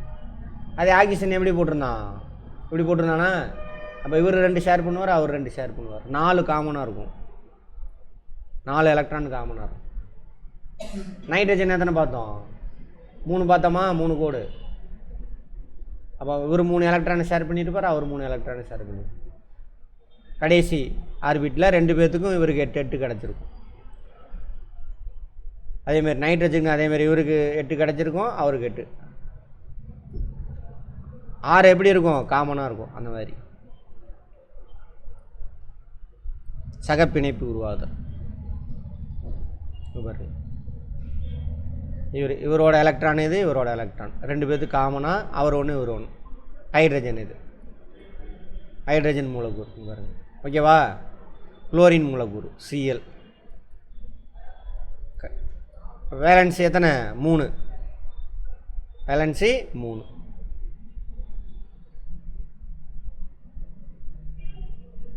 ரெண்டு குளோரினா, 2 3 4 5 6 7 8.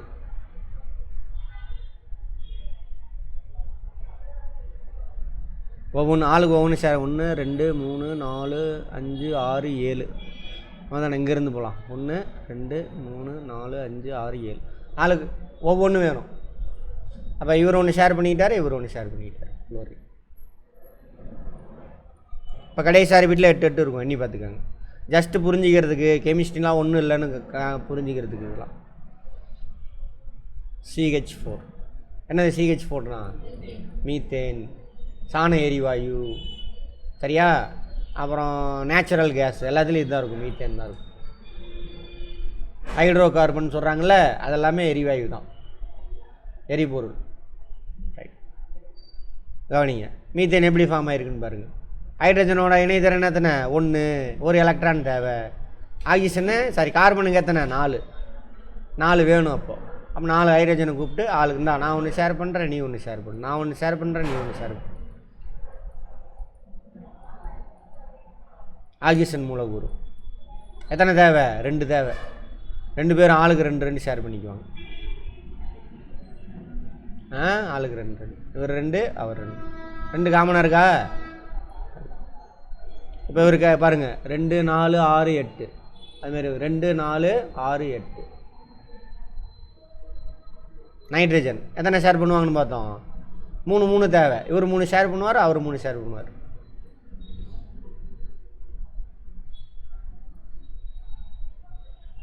3 அவர் 3. இதையும் இது உள்ளே போட்டுடணும், உள்ளே போடணும். 8 வந்துருச்சா பாருங்கள். 6 6 2 8, 6 6 2 8. ஆக்டக் விதி. ஆக்டக் விதி தமிழில் என்னது? 8 எலக்ட்ரான் விதி. 8 எலக்ட்ரான். எண்ம விதின்னு ஒன்று வரும், அது வேறு. ரைட். அப்போ சகப்பிணைப்பு 2 பேர் என்ன பண்ணுறாங்க? ஈக்குவலாக ஷேர் பண்ணி. இங்கிலீஷில் கோவேலன் பாண்டா? கோவேலன் பாண்ட் இங்கிலீஷில். கோவேலன் கோடி கோவேலன். அடுத்து இன்னொன்று இருக்குது. இது சகப்பிணைப்பா? ஈதல் சகப்பிணைப்பு. ஒருத்தர் மட்டும் ஷேர் பண்ணுவார். இப்போ இங்கே என்ன பண்ணிட்டாங்க? 2 பேர் ஷேர் பண்ணிக்கிட்டாங்க. நீ 1னா நான் 1, நீ 2னா நான் 2, நீ 3னா நான் 3. அடுத்து பின்னாடி ஒன்று வருது. அதில் ஒருத்தர் மட்டும் ஷேர் பண்ணுவார் காமனாக. இந்த நான் மட்டும் 2 தரேன், அதை 2 பேர் காமனாக வச்சுக்கலாம், அப்படியே ஷேர் பண்ணிக்குவாங்க. இன்னொருத்தர் ஷேர் பண்ண மாட்டார். அதுக்கு பேர் என்னது? கோஆர்டினேட் கோவேலன் பாண்ட், ஈதல் சகப்பிணைப்பு. ஒருத்தர் மட்டும் ஷேர் பண்ணுறார், 2 பேர்த்துக்கு சேர்த்து ஒருத்தர் மட்டும் கொடுக்குறாரு. இந்த ஈதல் சகப்பிணைப்பு. அயனிக்கு இதுக்கு என்ன வித்தியாசம்? அயனி பிணைப்பில் டோட்டலாகவே எலக்ட்ரான் இங்கேருந்து கலண்டு அதோட ஆர்பிட்டில் போய் உக்காந்துக்குவோம். ஆனால் இங்கே அப்படி கிடையாது.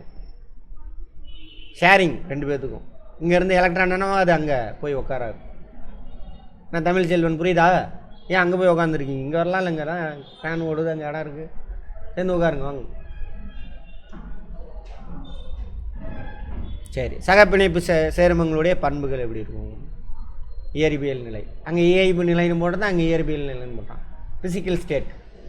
ஃபிசிக்கல் ஸ்டேட்னா என்னது? சாலிடாக இருக்கா, லிக்விடாக இருக்கா? ஆமாம், கொஞ்சம் கதவை திறந்து வைப்பாங்க. கேஸாக இருக்கா? சரியா? சரி. எப்படி வேணாலும் இருக்கலாமா? கவர்ச்சி விசையை பொறுத்து வலிமையாக இருக்கலாம், வலிமை இல்லாததாகவும் இருக்கலாமா? வாயு நிலையில் இருக்கலாம், நீர்ம நிலையில் இருக்கலாம், மென்மையான திண்ம நிலையாகவும் இருக்கலாம். 3 நிலையிலும் இருக்குமாமா. எப்போ எது சகப்பிணைப்பு இருக்குல்ல, அதோட கவர்ச்சி விசையை பொறுத்து.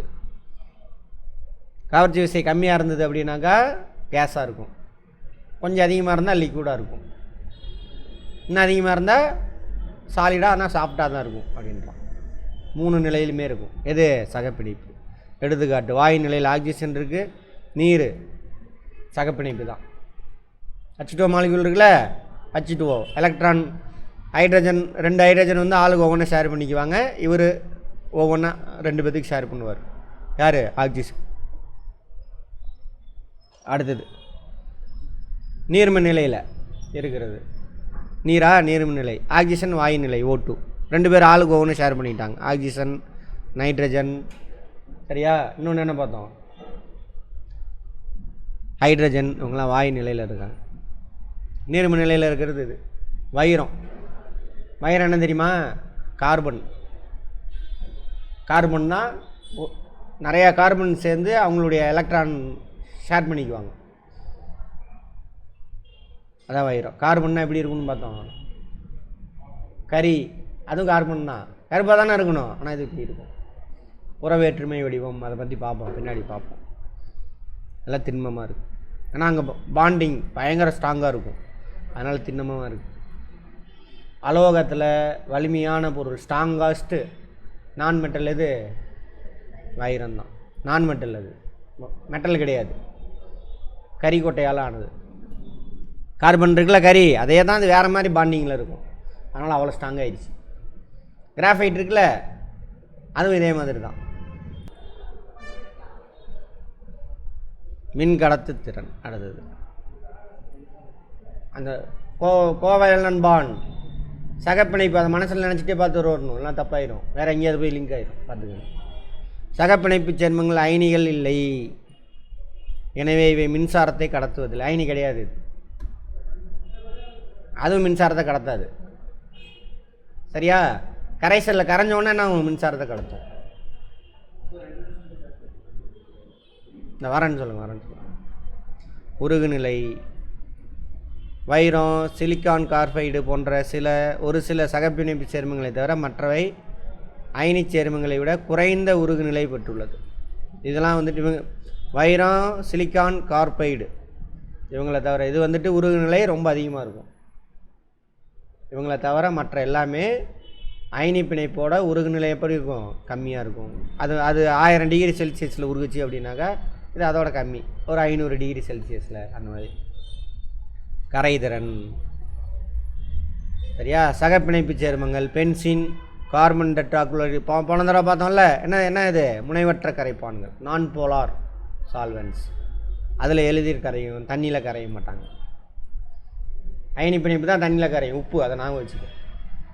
கடினத்தன்மை நொறுங்கும் தன்மையும், கடினத்தன்மை அற்றவையாகும், நொறுங்கும் தன்மை அற்றவையாகவும் இருக்கும். மென்மையான திண்மங்களாக காணப்படும், சாஃப்டாக இருக்கும். மென்மையான திண்மம், சாலிடாக இருக்கும் திண்மங்கள்.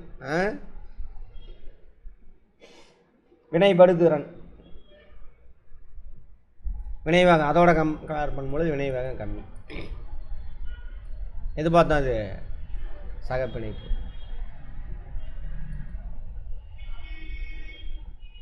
வேறுபட்ட எலக்ட்ரான் கவர் தன்மை, ஆக்சிஜன் ஹைட்ரஜன்.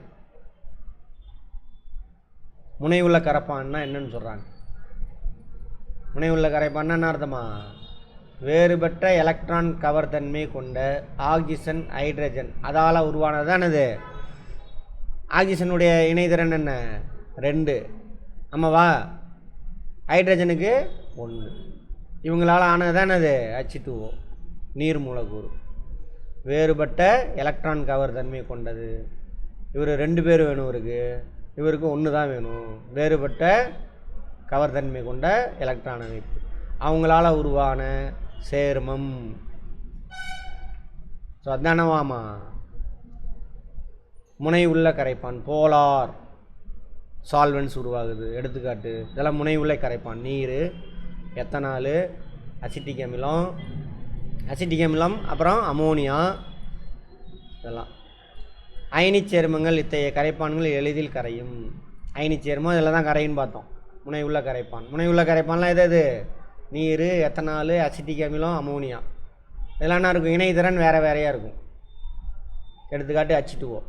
எலக்ட்ரான் கவர் தன்மையில் குறைந்த அளவே வேறுபாடு கொண்ட, லைட்டாக வேறுபாடு இருக்குமாமா, கார்பன் ஹைட்ரஜன் போன்ற அணுக்கள் இணைவதால் முனைவுற்ற கரைப்பான். கார்பனும் ஹைட்ரஜன் சேர்ந்துச்சுன்னா என்னது? முனைவுள்ள கரைப்பான். அசிட்டோன், பென்சின், டொலுவின், டர்பன்டைன், இதெல்லாம் சகப்பிணைப்பு சேர்மங்கள். இத்தகைய கரைப்பான்கள் கரையும். அயனி சேர்மம் எதில் கரையும்? முனை உள்ள கரைப்பான்ல. சரியா? இப்போ என்ன பார்த்தோம்? சகப்பிணைப்பு சேர்மங்கள், அது முனை உற்ற கரைப்பான். முனை உற்ற கரைப்பானில் எது உருவாங்க? கார்பன் ஹைட்ரஜனால் உருவான கரைப்பான்கள். யார்? அசிட்டோன், பென்சின், டொலுவியன், அப்புறம் டர்பன்டைன். இதெல்லாம் முனை உள்ள கரைப்பான். இங்கே 2 பார்த்தோமா? பென்சின் தான் பார்த்தோமா? Benzene, carbon tetrachloride, benzene. என்ன இருக்குது? கார்பனும் ஹைட்ரஜன். இதில் கார்பன், குளோரின்.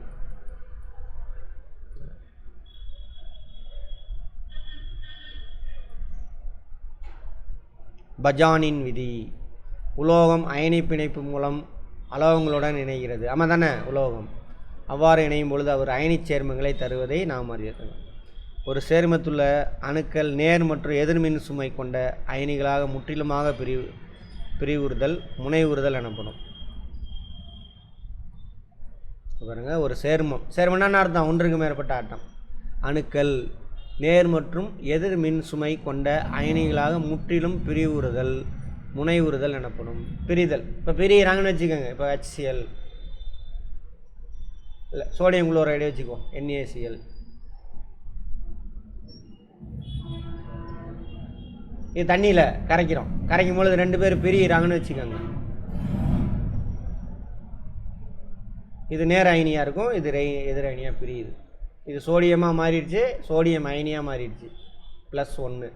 இது குளோரின் அயனியாக பிரியுது, -1. அதான் போட்டிருக்காங்க. ஒரு சேர்மத்தில் அணுக்கள் நேர் மற்றும் எதிர் மின் சுமை கொண்ட அயனிகளாக முற்றிலுமாக பிரிவுறுதல் தான் அது முனைவுறுதல். அவ்வாறு முனைவுற்ற சேர்மங்கள் அயனி சேர்மங்கள். புரியுதா? ஒரு சேர்மம் இருக்குது, தண்ணியில் கரைக்கிறீங்க, அயனி சேர்மங்கள். அது கரையாது. அந்த மாதிரி ஒரு அயனி சேர்மம் இருக்குது, அதை தண்ணியில் கரைக்கிறோம் அல்லது வேறு எதுலேயோ ஒன்று கரைக்கிறோம். கரைக்கும் பொழுது ரெண்டு பேரும் ஆப்போசிட் அயனிகளாக பிரியுது. இது நேர் அயனியாகவும் எதிர் அயனியாக ரெண்டு ஆட்டம் என்ன ஆயிடுச்சு, பிரிஞ்சு போயிடுச்சு. அந்த மாதிரி பிரிகிற மாதிரி இருக்கக்கூடிய தன்மை இருக்கக்கூடிய அயனி சேர்மங்கள், அதுக்கு பேர் தானே இது முனைவுற்ற அயனி சேர்மம் அப்படிங்கிறாங்க. இது முனைவுற்ற அயனி சேர்மம். எது முனைவுற்ற? முனை உள்ள இதுவா? முனை உள்ள கரெக்ட்.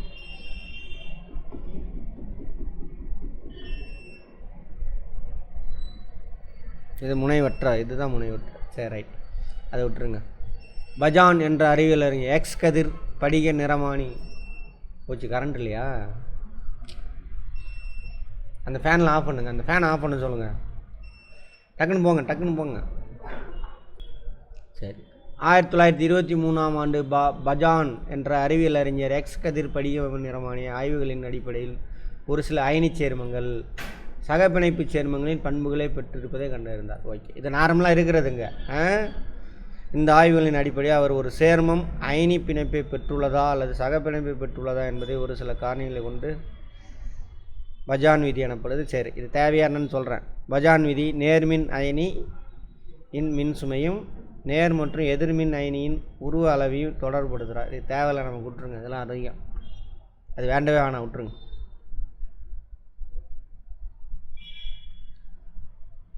அயனித்தன்மை சகப்பிணைப்பு தன்மை இது வேண்டாம், இதை விட்டுருங்க. ஈதல் சகப்பிணைப்பு ஒருத்தரை என்ன பண்ணுவார், ஷேர் பண்ணிக்குவார். ஒருத்தரே ஷேர் பண்ணிக்குவார். இங்கே பாருங்க,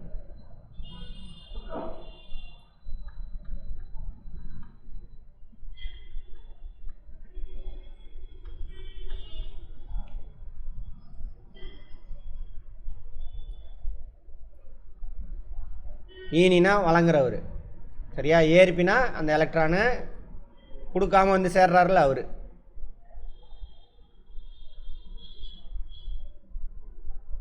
இங்கே போட்டிருக்கு பாருங்க. ஏன்ற ஒரு ஆட்டமு, பீன்ற ஒரு ஆட்டம். ஏன்ற ஆட்டம் மட்டும் என்ன பண்ணுறாரு, அவரோட ரெண்டு எலக்ட்ரானை ஷேர் பண்ணுறாரு, பி ஷேர் பண்ணல. அதான் இந்த ஈதல் சகப்பிணைப்பு, கோஆர்டினேட் கோவேலன் பாண்ட்.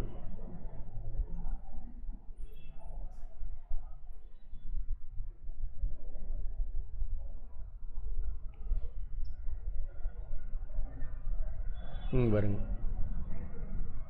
NH3 என்னது? NH3ங்க, அமோனியா. 4 தான் அமோனியம், 3 அமோனியா.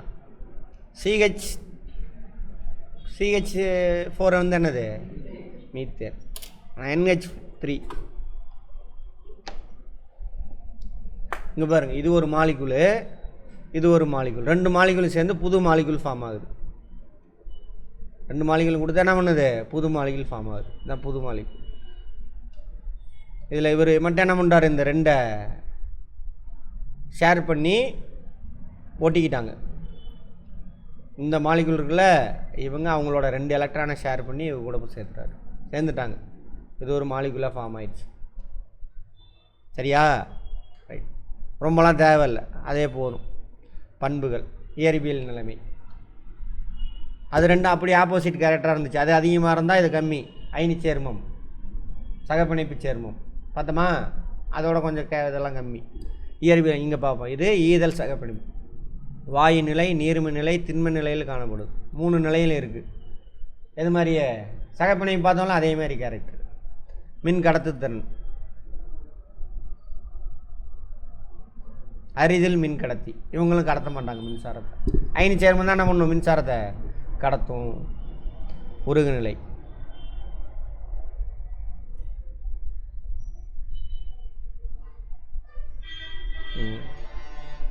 உருகுநிலையும் கொதிநிலையும் சகப்பிணைப்பு இருக்குல்ல, அதோட அதிகம், அயனி சேர்மத்தோட கம்மி. நடுவில் அவர் எது, கொதிநிலையும் உருகுநிலையும். கரைதிறன் அதேமாதிரி நீர் போன்ற முனை உள்ள சேர்மங்களில் லைட்டாக கரையெல்லாம் கரையாதாம்மா. சரியா? சகப்பிணைப்பு மாதிரி என்ன பண்ணுவது, சகப்பிணைப்பு மாதிரியே முனைவற்ற கரைப்பான்லாம் நல்லா கரையும். பென்சீன், டொலுவியன், கார்பன் டெட்ராகுளோரைடு அதெல்லாம் நல்லா கரையும். வினைபடு திறன் மெதுவாக நடக்கும், வினைபடு திறன் வேகமாக நடக்கும். வினைபடு திறன் வேகமாக நடக்கிறது யார்? அயனிகள், அயனி சேர்மம். ஓகேவா? ரைட். சரி, இப்போ இதை நம்ம எடுக்க வேண்டாம். முடிஞ்சா சரி, முடிச்சிடலாம். ஆக்சிஜன் ஏற்ற வினை அல்லது ஒடுக்க வினை, ஆக்சிடேஷன், இன்னொன்று ரிடக்ஷன். இங்கிலீஷில் ஆக்சிடேஷன், ரிடக்ஷன். ஆக்சிஜன் ஏற்ற வார்த்தையில் எதுக்கு பாருங்கள், ஆக்சிஜன் ஏற்ற வினை, ஆக்சிடேஷன், இன்னொன்று ரிடக்ஷன். ஒரு வேதிவினை நடக்குது, அதில் ஒரு மூலக்கூறு ஆக்சிஜன் எடுத்துக்கிட்டு ஒரு மூலக்கூறு இன்னொரு மூலக்கூறாக மாறுது. அதுக்கு பேர் என்னது? ஆக்சிஜன் ஏற்றம். ஓகே, இன்னொரு விஷயமும் இருக்குது அதில் பார்ப்போம். அதே ஒடுக்கம், ஒரு மூலக்கூறு அதோட ஆக்சிஜனை இழக்குது, அப்போ என்னது? அதுக்கு பேர் ரிடக்ஷன். ஆக்சிஜன் ஒடுக்க வினை, ஆக்சிஜனை இழக்குது, ஒடுக்கமடையுது. இழந்துச்சுன்னா என்ன ஆகும்? சின்னதாயிரும்ல, அது மாதிரி ஒடுக்கமடையுது, ரிடக்ஷன். ஒரு சில வினை ரெண்டு செயலுமே நடக்கும். ஒரு மாலிகுல் ஆக்சிஜனை இழந்துடும், ஒடுக்கம். இன்னொரு மாலிகுல் என்ன பண்ணணும்? ஆக்சிஜனை எடுத்துக்கிட்டு வேறு மாலிகுலாக மாறும். ரெண்டுமே நடக்கும். அது ஆக்சிஜனேற்ற ஒடுக்க வினைகள். ஓகேவா? ஆப்பிள் பழத்தை வெட்டி இந்த மாதிரி கலர் மாறுதா? கலர் ஏன் சார் மாறுதுன்னா, அதில் இருக்கக்கூடிய ஒரு மாலிகுல் ஆப்பிளில், உருளைக்கிழங்குல, வேறு என்னது, வேறு என்ன கலர் மாறும்? தண்ணியில் போடுவீங்களே, கத்திரிக்காயில். அப்புறம் நம்ம ஊறுகாயை சொல்ல, இங்கிலீஷ்காரன் சொன்னால் அதையே பிடிச்சி வச்சுருக்கானுங்க முட்டாப்பயிலுக்கு. ஆப்பிளுக்கு நமக்கு சம்மந்தமே இல்லை. வேறு என்ன ஆகும்? வேறு இதில் கத்திரிக்காய், அப்புறம் வாழைக்காய், வாழைத்தண்டு தண்ணியில் போடுறாங்களா? எதுக்கு? வெளியில் வச்சிக்கினாக்கா நிறம் மாறும். நிறம் மாறுதுன்னா என்ன அர்த்தம்? அட்மாஸ்பியரில் எத்தனை சதவீதம் ஆக்சிஜன் இருக்குது? 21% நிறைய ஆக்சிஜன் இருக்குது. அந்த ஆக்சிஜன் கூட சேர்ந்து வேறு ஒரு பொருளாக மாறிடும். இப்போ ஆக்சிடேஷன் அந்த ப்ராசஸ்னால தான். கேள்வியாக கேட்பாங்க. ரைட், கிளம்பலாம். ஒரு வேதிவினையில் ஆக்சிஜன் சேர்க்கப்பட்டாலோ அல்லது ஹைட்ரஜன் நீக்கப்பட்டாலோ அல்லது எலக்ட்ரான் நீக்கப்பட்டாலோ, எலக்ட்ரான் நீக்கம்னா என்ன அர்த்தம்? அயனி ஆகிறது. ஆக்சிஜனை ஏற்றுக்கிறது அல்லது ஹைட்ரஜனோ எலக்ட்ரானோ இழந்துச்சு அந்த வேதிவினையில், அப்படின்னா அதுக்கு பேர் என்னது? ஆக்சிஜன் ஏற்ற வினை. ஆக்சிஜன் ஒடுக்கும் வினை அப்படியே உள்டா. எலக்ட்ரானு எப்படி ஒடுக்க வினை எப்படி சொல்லுவாங்க? அப்படியே உள்டா. ஆக்சிஜனை இழந்திருக்கணும், சரியா? அல்லது ஹைட்ரஜனையும் எலக்ட்ரானையும் ஏற்றிருக்கணும் அந்த வினை. அதுக்கு பேர் என்னது? ஒடுக்க வினை. ஹைட்ரஜன் சேர்க்கப்படுதலோ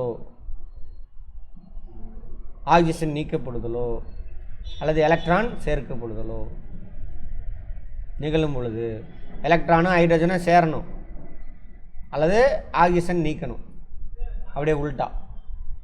அதுக்கு பேர் என்னது? ஒடுக்க வினை. அதுக்கு எக்ஸாம்பிள்லாம் கொடுத்துருக்காங்க. ஆக்சிஜன் ஏற்ற ஒடுக்கம் ரெண்டுமே நடக்கும். ஒரு வினையில் ஆக்சிஜன் ஏற்றம் ஒடுக்கம் ஒரே நேரத்தில் நிகழ்கின்றன. ஒரு வினைபடு பொருள் ஆக்சிஜன் ஏற்றம் அடையும் பொழுது மற்றொரு ஒடுக்கம் அடைகிறது. ஒருத்தர் ஆக்சிஜன் எடுத்துக்கிறாரு, இன்னொரு என்ன பண்ணுவார்? ஆக்சிஜனை விட்டு கொடுப்பார். இவர் விட்டு கொடுத்ததுனால தான் அவர் ஏற்றுக்கிறார். இங்கே பாருங்கள், இவர் ஆக்சிஜனை விட்டார், இவர் இங்கே போய் சேர்ந்துட்டார். ஓகேவா? அதேமாதிரி இங்கே இவர் ஆக்சிஜனை விட்டு கொடுப்பாரு, இவர் இங்கே வந்து சேர்ந்துட்டார். இவர் விட்டு கொடுத்தாரு, இது ஒடுக்கம் அடைகிறாரு, இவர் என்ன பண்ணுறாரு? ஏற்றம் அடைகிறார். ஆக்சிஜன் ஏற்றம். அதான் அங்கே மேலே பார்த்ததே தான்.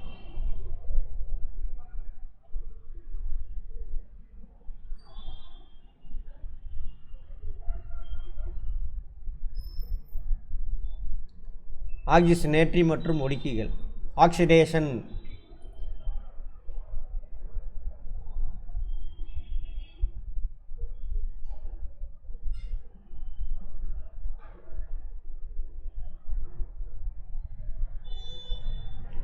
ரடாக்ஸ் reaction. Redox oxidising agents, reducing agents. காரணிகள், ஆக்சிடைசிங் ஏஜென்ட்ஸ்.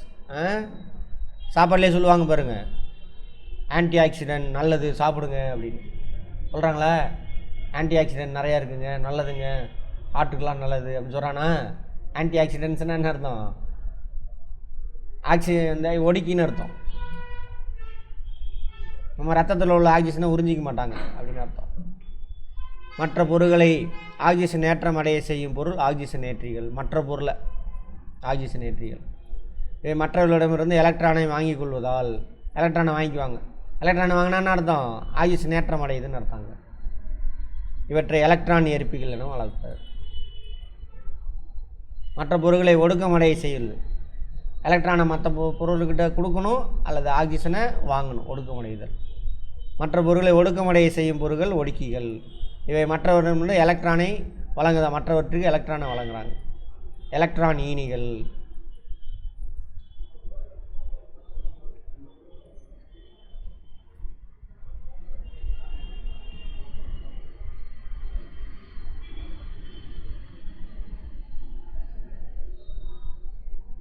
Electron donors. ஈனி டோனர், ஈனு தானே, ஈதல்னா என்ன அர்த்தம்? வழங்குதல். அடுத்த பொருளுக்கு அடுத்த பொருள் எலக்ட்ரானை ஏற்கிறதுனா என்ன அர்த்தம்? ஆக்சிஜனை ஒடுக்கமடையுது. மற்ற பொருள் எலக்ட்ரான், மற்ற பொருள்கிட்ட எலக்ட்ரானை வாங்குது. எலக்ட்ரானை இழந்த பொருள் என்னது? ஆக்சிடேஷன். சரியா? அது ஆக்சிஜன் ஏற்றிகள், ஆக்சிஜன் ஏற்றிகள் அப்படின்றாங்க. அவ்வளோதான். டெய்லி லைஃப்பில் என்ன இருக்குது பார்ப்போம்.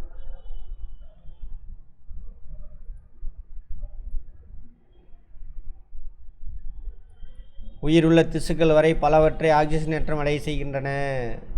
இயற்கையில் காற்றில் காணப்படும் ஆக்சிஜனானது உலோகங்கள் முதல் உயிருள்ள திசுக்கள் வரை பலவற்றை ஆக்சிஜன் ஏற்றம் அடைய செய்யுது. இரும்பு துருப்பிடிக்குதா? என்னது துருப்பிடிக்கிறேன்னா?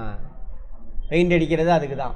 வளிமண்டலத்தில் ஆக்சிஜன் இருக்குது. எப்படி இந்த காயில் பார்த்தோம்ல, அது மாதிரி இந்த இரும்பு வந்து பயங்கரமான ஃப்ரெண்ட்ஸ். இவங்க ரெண்டு பேரும் லவ்வர்ஸ்னே சொல்லலாம். யார்? ஆக்சிஜன் இரும்பு. அவர் கூட போய் சேர்ந்து வேறு பொருளாக மாறிடுவார். அதாவது தூள் தூளாக கொட்டுறது. அதுக்கு தான் பிரிக்கிறது. ஆக்சிஜனையும் அவரையும் பிரிக்கிறது தான் பெயிண்ட் அடிக்கிறது. அழகு கிடைக்கிறது இல்லை. அப்படின்னா அலுமினியத்துக்கெலாம் பெயிண்ட் அடிக்க வேண்டியது தானே, அப்படியே யூஸ் பண்ணுறோம். அவர் அவ்வளோ சீக்கிரம் சேர மாட்டார் ஆக்சிஜன் கூட. அதனால் பளபளக்கும் உலோகங்கள் காற்றில் உள்ள ஆக்சிஜனுடன் வினைபுரிந்து உலோக ஆக்சைடாக மாறும். தங்களின் பளபளப்பை இழக்கின்ற இதற்கு உலோக அரிமானம், உலோகங்களை அரிமானம், கொரோஷன் அப்படின்னு அர்த்தம். உலோக அரிமானத்துக்கு பேர் என்னது? கொரோஷன். உலோக அரிமானம் என்ன வினைன்னு கேட்பாங்க. Oxidation process. அடுத்தது, புதிதாக வெட்டப்பட்ட காய்கறிகளும் பழங்களும் சிறிது நேரத்தில் அவற்றில் உள்ள நொதிகள், என்சைம்ஸ், சரியா, ஆக்சிஜன் ஏற்றம் அடையுது. அதான் கலர் மாறுறது. நொதினா என்னன்னு பார்த்தோம்? பெரிய மாலிகுலை சின்ன மாலிகுலாக மாற்றுறவங்க. ஆப்பிள் என்ன இருக்கும்? அது காயாக இருக்கும் பொழுது கசங்கும் சாப்பிட்டீங்கன்னா, ஏன்னா ஸ்டார்ச்சு. கனியாக மாறும் பொழுது ஸ்டார்ச் என்ன பண்ணணும்? சுக்ரோஸாக மாற்றணும். சின்ன மாலிகுலாக உடைக்கணும். அதான் நொதிகள். காய்கறி பழங்கள்லாம் இயற்கையாகவே நொதிகள் இருக்குது. வாழைக்காயில் அதே மாதிரி இருக்கும். வெட்டி வச்சோன்னா என்ன ஆயிரும்? அவங்க கூட சேர்ந்து ஆக்சிஜன் புரிஞ்சு வேறு கலராக மாறிடுவாங்க. திறந்து வைக்கப்பட்ட உணவுப் பொருள் கெட்டுப்போவதற்கு ரேன்சிடிட்டி, அப்பொருள்கள் ஆக்சிஜன் ஏற்றம் அடைதலே காரணம். ரேன்சிடிட்டி, ஆமாம், இதுக்கு பேர்.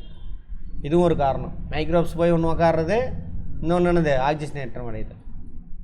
ஆக்சிஜன் ஏற்ற எண் அது நமக்கு தேவையில்லை.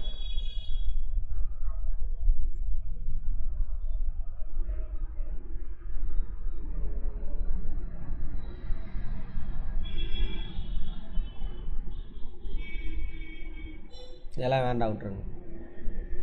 பிணைப்புள்ள இணை எலக்ட்ரான்களை தன்னை நோக்கி கவர்ந்தெழுக்கும் தன்மை எலக்ட்ரான் கவர் தன்மை. எலக்ட்ரான் கவர், அதை விட்டுருங்க, அது வேண்டாம்.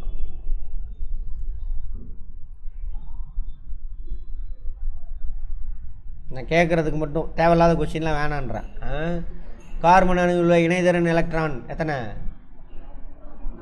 4. அந்த 4 இருக்கிறனால தான் அவர் பயங்கர ஏகப்பட்ட மாலிகுலை ஃபார்ம் பண்ணுறார். சோடியத்தின் அணு எண் 11. அது நெருக்கமான மந்தவாயு நிலையை அது டேஸ் நெருக்கமான மந்தவாயு நிலையான எலக்ட்ரான் அமைப்பை பெறும். என்ன பண்ணும்?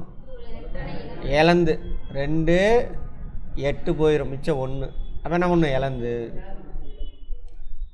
அவனே கொடுத்துட்டான், கான்செப்ட் தெரிஞ்சால் போதும். ஒரு எலக்ட்ரானை இழந்து அது பக்கத்தில் உள்ள மந்தவாய்க்கு அங்கே போயிடும். வேதி வினைகளில் எலக்ட்ரான்களை ஏற்று நேர் அயனியாக மாறக்கூடிய தனிமம்.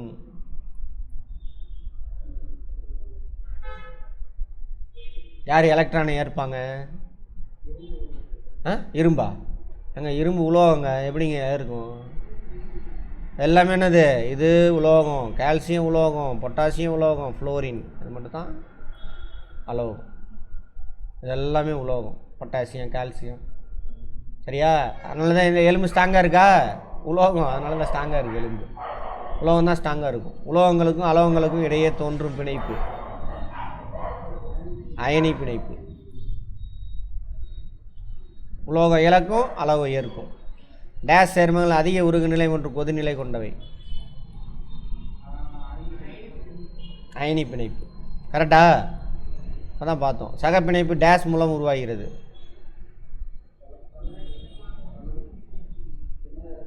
எலக்ட்ரான் பங்கீடு.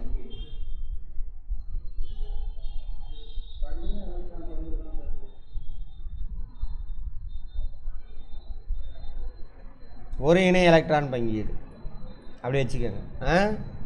இவர் ஒன்று ஷேர் பண்ணுவார், அவர் அது ஒரு இணையான எலக்ட்ரான் பங்கீடு. எனக்கு பொறுத்த வரைக்கும் இதுதான். ஒரு இணை பங்கிடலாம், 2 பங்கலாம், 3 பண்ணலாம்ல. அதனால் இதை எடுத்துக்கோங்க. ஆக்சிஜனேற்றம் டேஸ்கள் என அழைக்கப்படணும். ஆக்சிஜனேற்றிகள் எலக்ட்ரான் ஏற்பிகள்.